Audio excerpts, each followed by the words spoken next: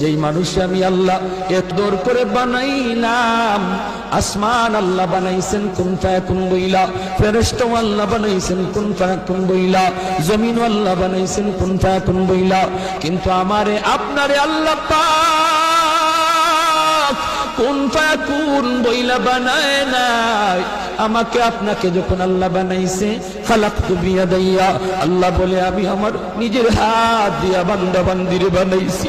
কারণ এই চেহারার মধ্যে এত দামি কপাল, ওই কপাল দিয়া বান্দা আমার কুদরতি কদমে সাজদা দিবে। এই কপালটার এত দাম, এই কপাল কুন ফায়াকুন বললে হয় না, এই কপাল ফেরেশতাদের হাতে বানাইলেও হয় না, আমি আল্লাহ নিজের হাতে বানাইছি। ইংলিশে অনার্স পড়ুয়া একটা যুবক, সে যদি নবীর সুন্নাত তরিকায় চললো, আল্লাহরে ভয় কইরা সব গুনাহ থেকে বাঁচলো, তুমি কেন পারবা না? তোমার কেন কপাল পুরলো রে যুবক?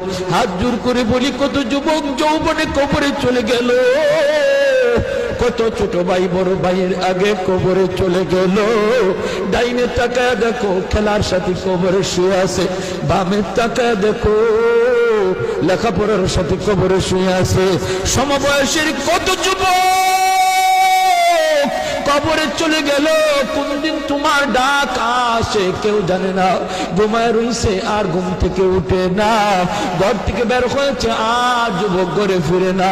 অতএব তোমারে কোন পাগলে পাইছে, তোমারে কোন ইবলিসে পাইছে, কোন নফসে তোমারে ঘুরাইতেছে, একটু মনটারে বুঝাও, একটু বুঝাও, এখনো সময়।